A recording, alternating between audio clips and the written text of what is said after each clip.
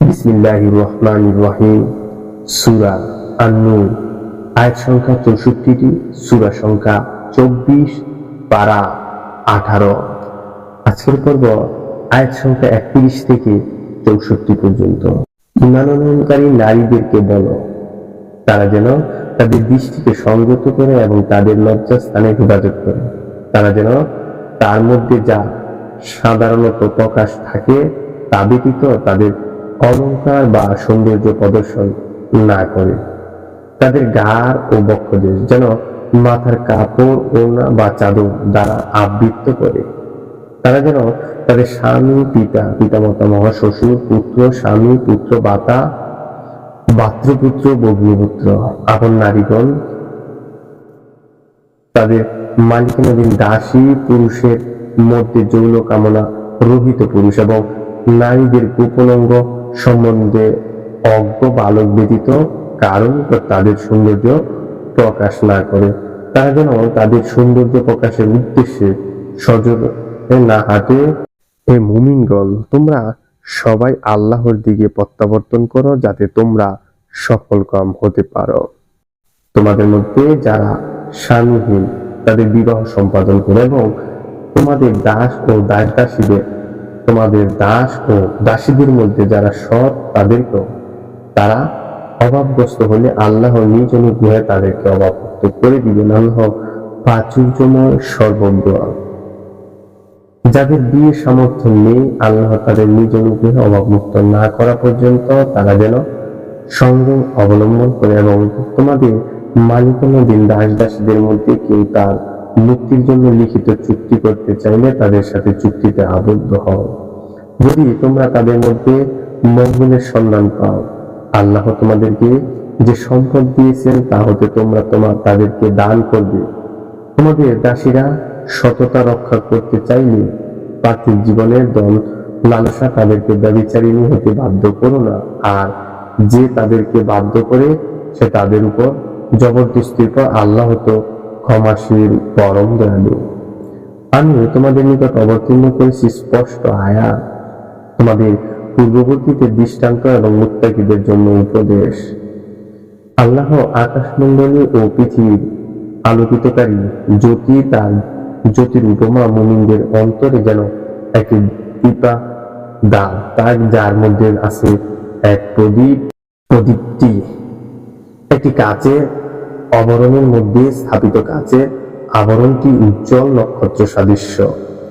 এটা প্রজ্বলিত করা হয় বরকতময় জৈতুন বৃক্ষের তৈল দ্বারা, যা পূর্বেরও নয় পশ্চিমও নয়, বরং উভয়ের মধ্যবর্তী। অগ্নি ওকে স্পর্শ করলেও যেন ওর তৈল উজ্জ্বল আলো, জ্যোতির উপর জ্যোতি। আল্লাহ যাকে ইচ্ছা পথ নিদর্শন করেন তার জ্যোতির দিকে। আল্লাহ মানুষের জন্য উপমা দিয়ে থাকেন এবং আল্লাহ সর্ববিষয়ে সর্বজ্ঞ। সেসব গৃহে যাকে সমুন্নত করতে এবং যাতে তার নাম জিকির করতে আল্লাহ নির্দেশ দিয়েছে, তাতে সকাল সন্ধ্যা তার পবিত্রতা ও মহিমা ঘোষণা করে। সেসব লোক যাদেরকে ব্যবসা বাণিজ্য এবং ক্রয় বিক্রয় আল্লাহর জিকির হতে এবং নামাজ কায়েম ও যাকাত প্রদান করতে বিরত রাখতে পারে না, তারা ভয় করে সে দিনকে, যেদিন তাদের অন্তর ও দৃষ্টি বিপর্যয় করতে পারে, যাতে তারা সে কর্ম করে। তজ্জন্য আল্লাহ তাদেরকে উত্তম পুরস্কার দেন এবং নিজ অনুগ্রহে তাদের প্রাপ্যের অধিক দেন। আল্লাহ যাকে ইচ্ছা অপরিমিত রুজি দান করেন। যারা কুকুরি করে তাদের কর্ম মরুভূমির মরীচিকার সাদৃশ্য। পিপাসার্থ যাকে পানি মনে করে থাকে, কিন্তু সে ওর নিকট উপস্থিত হলে দেখবে ওটা কিছুই এবং সে তার নিকট পাবে আল্লাহকে, অতঃপর তিনি তার কর্মফল পূর্ণ মাত্রায় দিবেন। আল্লাহ হিসাব গ্রহণে তৎপর।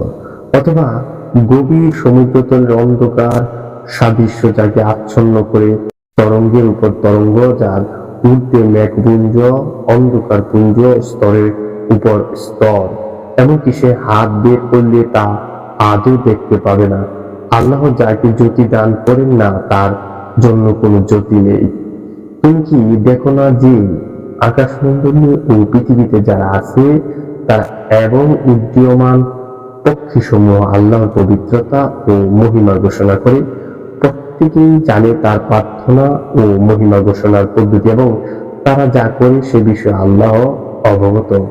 আকাশমণ্ডলী ও পৃথিবীর সর্বভৌমত্ব আল্লাহরই এবং তারই দিকে প্রত্যাবর্তন। তুমি কি দেখো না, আল্লাহ সঞ্চালিত করেন মেঘমালাকে, তৎপর তাদেরকে একত্রিত করেন এবং পরে পুঞ্জীভূত করেন, অতঃপর তুমি দেখতে পাও ওর মধ্যে হতে নির্গত হয় পানি দ্বারা। আকাশস্থিত শিলাস্তূপ হতে তিনি বর্ষণ করেন শিলা এবং এটা দ্বারা তিনি যাকে ইচ্ছা প্রদান করেন এবং যাকে ইচ্ছা তার উপর হতে এটা অন্যদিকে ফিরিয়ে দেন। মেঘের বিদ্যুৎ চলক বৃষ্টি শক্তি প্রায় কেড়ে নেয়। আল্লাহর দিবস ও রাত্রি পরিবর্তন ঘটান। এতে শিক্ষা রয়েছে অন্তর্দৃষ্টি সম্পন্নদের জন্য। আল্লাহ সমস্ত জীব সৃষ্টি করেছেন পানি হতে। ওদের কতক পেটে বর দিয়ে চলে, কতক দুপা দ্বারা চলে, কতক চলে চার পায়ে। আল্লাহ যা ইচ্ছা সৃষ্টি করেন, নিশ্চয় আল্লাহ সর্ববিষয়ে সর্বশক্তিমান। আমি তো স্পষ্ট নিদর্শন অবতীর্ণ করেছি। আল্লাহ যাকে ইচ্ছা সরল সঠিক পথ প্রদর্শন করেন। তারা বলে, আমরা আল্লাহ ও রাসূল সাল্লাল্লাহু আলাইহি সাল্লামের প্রতি ঈমান আনলাম এবং আমরা আনুগত্য স্বীকার করলাম, কিন্তু এরপর তাদের একদল মুখ ফিরিয়ে নেয়, সম্ভবত তারা মুমিন নয়। আর যখন তাদেরকে আহ্বান করা হয় আল্লাহ ও তার রাসূল সাল্লাল্লাহু আলাইহি সাল্লাম দিকে তাদের মধ্যে ফায়সালা করে দেওয়ার জন্য, তখন তাদের একদল মুখ ফিরিয়ে নেয়। আর যদি তাদের প্রাপ্য থাকে তবে তাহলে তারা বিনীতভাবে রাসূলের নিকট ছুটে আসে। তাদের অন্তরে কি বেদি আছে? না তারা সংশয় পোষণ করে, না তারা ভয় করে যে আল্লাহ ও তার রাসূল তাদের প্রতি জুলুম করবেন, বরং তারাই তো জালিম। মুমিনদের উক্তি তো এই, যখন তাদের মধ্যে ফায়সালা করে দেওয়ার জন্য আল্লাহ এবং তার রাসূলের দিকে আহ্বান করা হয়, তখন তারা বলে, আমরা শ্রবণ করলাম ও মান্য করলাম, আর তারাই সফল কাম।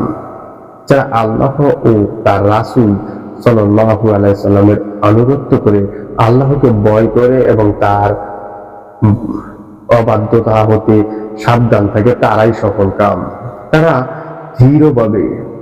দৃঢ়ভাবে আল্লাহর শপথ করে বলে যে আমি তাদেরকে আদেশ করলে তারা বের হবেই। তুমি বলো, শপথ করো না, যথার্থ অনুভূতিই কাম্য। তোমরা যা করো আল্লাহ সে বিষয়ে খবর রাখেন। বলো, তোমরা আল্লাহর অনুগত্য করো এবং রাসূলের অনুগত্য করো, অতঃপর যদি তোমরা মুখ ফিরিয়ে নাও তবে তার উপর অর্পিত দায়িত্বের জন্য সে দায়ী নয়। তোমাদের উপর অর্পিত দায়িত্বের জন্য তোমরা দায়ী, এবং তোমরা তার অনুগত্য করলে সৎ পথ পাবে। রাসূলের কর্তব্য হচ্ছে শুধু স্পষ্টভাবে আল্লাহর বাণী পৌঁছে দেওয়া। তোমাদের মধ্যে যারা ঈমান আনে এবং সৎকর্ম করে, আল্লাহ তাদেরকে প্রতিশ্রুতি দিয়েছেন যে তিনি তাদেরকে পৃথিবীতে খেলাফত প্রতিনিধি অবশ্যই দান করবেন, যেমন তিনি প্রতিনিধিত্ব দান করেছিলেন তাদের পূর্ববর্তীদেরকে, এবং তিনি অবশ্যই তাদের জন্য সুদূর করবেন তাদের দিনকে, যা তিনি তাদের জন্য মনোনীত করেছেন, এবং তাদের ভয় ভীতির পরিবর্তে তাদেরকে অবশ্যই নিরাপত্তা দান করবেন।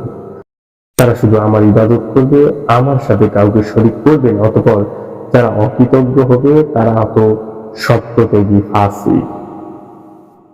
তোমরা নামাজ কায়েম করো, যাকাত দাও, রাসূলের অনুগত্য করো, যাতে তোমরা অনুগ্রহ ভাজন হতে পারো। তুমি কাফিরদের পৃথিবীতে প্রবল মনে করো না, তাদের আশ্রয়স্থল জাহান্নাম কত নিকৃষ্ট এই পরিণাম। হে মুমিনগণ, তোমাদের মালিকানাধীন দাস দাসীরা এবং তোমাদের মধ্যে যারা বয়ঃপ্রাপ্ত হয়নি, তারা যেন তোমাদের কক্ষে প্রবেশ করতে 3 সময়ের অনুমতি গ্রহণ করে। ফজরের নামাজের পূর্বে, দ্বিপ্রহরে যখন তোমরা তোমাদের পোশাক খুলে রাখো তখন, এবং তো এশার নামাজের পর। এই 3 সময় তোমরা গোপনীয়তা অবলম্বনের সময়।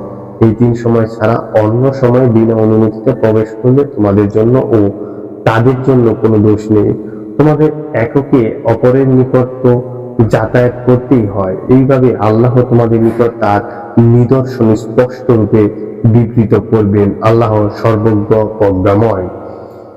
এবং তোমাদের সন্তানটি বয়স্কপ্রাপ্ত হলে তারাও যেন অনুমতি প্রার্থনা করে, যেমন অনুমতি প্রার্থনা করে থাকে তাদের বয়োজ্যেষ্ঠরা।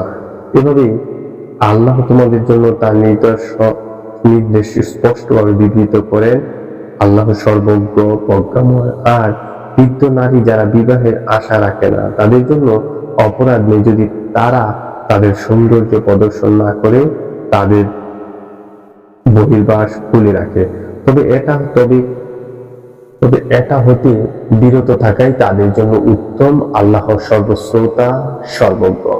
অন্ধের জন্য দোষ নেই, খোঁড়া ব্যক্তির জন্য দোষ নেই, রুগ্নের জন্য দোষ নেই, এবং তাদের নিজেদের জন্য দোষ নেই আহার করা তাদের গৃহে অথবা তোমাদের পিতৃগৃহে, মাতৃগৃহে, বাতাগৃহে, ভগ্নী গৃহে, পিতৃব্যদের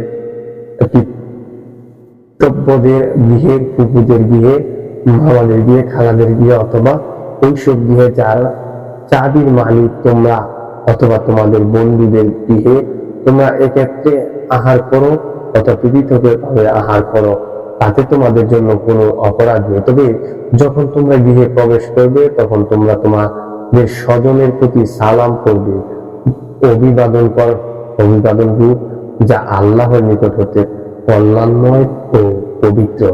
এইভাবে আল্লাহ তোমাদের জন্য তার নিদর্শন বিশদভাবে বর্ণনা করেন যাতে তোমরা বুঝতে পারো। তারাই মুমিন যারা আল্লাহ ও তার রাসূল সাল্লাল্লাহু আলাইহি ওয়াসাল্লামের উপর ঈমান আনে এবং রাসূলের সঙ্গে সমষ্টিগত ব্যাপারে একত্র হলে তারা অনুমতি ব্যতীত সরে পড়ে না। যারা তোমার অনুমতি প্রার্থনা করে তারাই আল্লাহ এবং তার রাসূলের বিশ্বাসী।